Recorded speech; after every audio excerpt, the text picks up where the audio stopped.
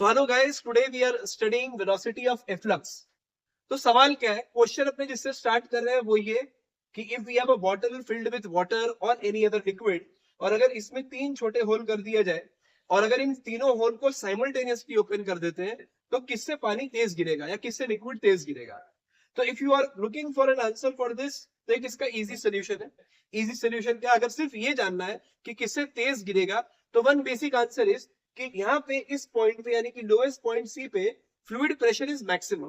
तो जब fluid pressure सी पे मैक्सिमम होगा तो लिक्विड जो है वो मैक्सिमम वेलोसिटी से सी पे आएगा, कंपैरेटिवली वेलोसिटी बी पे कम हो जाएगा और ए पे लीस्ट वेलोसिटी होगा.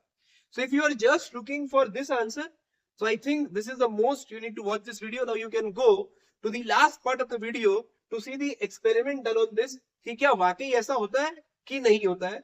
If you are looking for a mathematical answer कि कितना वेलोसिटी होगा, then let's get going और अपने समझते हैं वेलोसिटी ऑफ efflux को.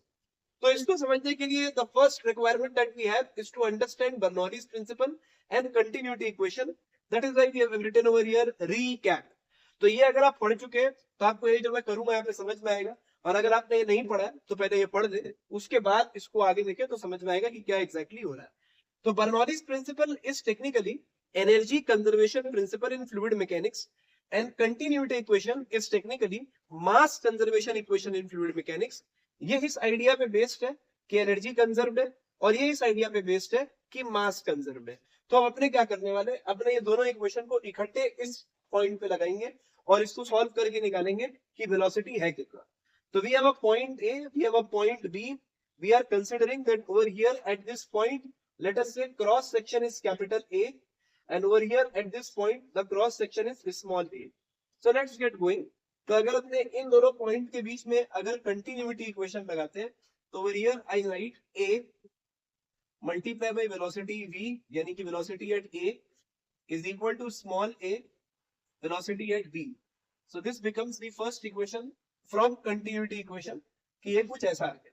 अगर अपने एनर्जी कंजर्वेशन यानी कि बर्नौलीज प्रिंसिपल लगाते हैं तो बर्नौलीज प्रिंसिपल अगर अपने लगाएं तो we write pressure at A plus rho g h A plus half rho v A square is equal to pressure at B rho g h B plus half rho v B square. दरअसल काम इससे हुई ये, अगर और analysis करना हो कि कितने देर में कंटेनर खाली होगा तो इसका इस्तेमाल करते हैं, अदरवाइज इससे फिलहाल काम बन जाएगा हमारा. तो इफ यू लुक हियर तो अपने कह रहे हैं कि ए पे atmospheric pressure is acting, it is open to atmosphere, और यहाँ पे भी open to atmosphere. So at both these places B और ए, ये हाइट की वजह से एटमॉस्फेरिक प्रेशर तो वेरी नहीं करने वाला because the bottle size is not so large. तो अपने कह रहे हैं कि यहाँ पे भी एटमॉस्फेरिक प्रेशर पी नॉट और यहाँ पे भी एटमॉस्फेरिक प्रेशर पी नॉट है. तो दोनों जगह एटमॉस्फेरिक प्रेशर पी नॉट ही ऐड कर रहा है.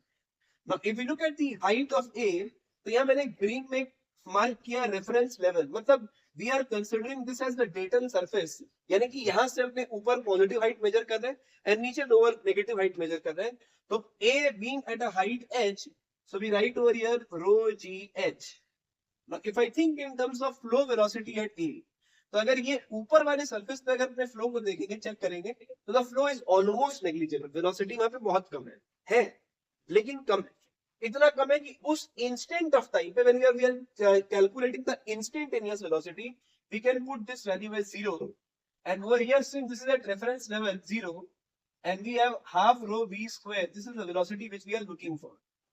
तो अब अगर इसको नेक्स्ट एक टाइम में और सॉल्व कर रहे हैं तो p not cancel, rho cancel, तो velocity of efflux is equal to root 2 gh.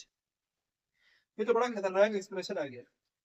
ये एक्सप्रेशन एक तरीके से ऐसा भी बताता है कि अगर आप किसी बॉल को h हाइट से ड्रॉप कर दें तो वो कितना वेलोसिटी अटेन करेगा, तो इसका भी speed value root over 2 gh ही आ जाएगा.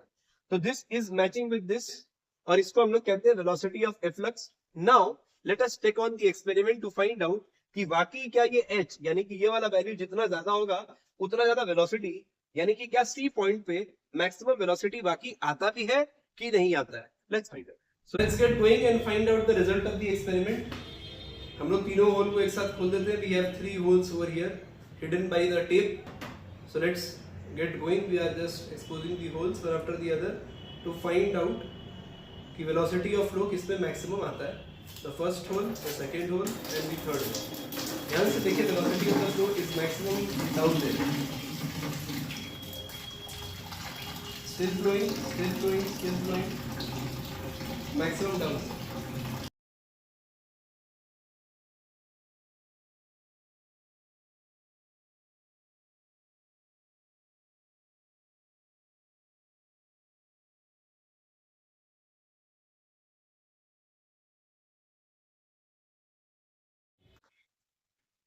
So this was a fun experiment. I hope you liked it up. कि किसे कैसे नीचे वाले पॉइंट पे वेलोसिटी मैक्सिमम होता है. It is all because of the height as. इसका सिंपल आंसर जैसे कि मैंने कहा, if you are not looking for a very long explanation using Bernoulli's principle, you can simply answer it saying कि क्योंकि height ज्यादा है लिक्विड का, liquid pressure is maximum at the lowest point, the velocity of efflux is going to be maximum at the lowest point. I hope you like the video. Enjoy.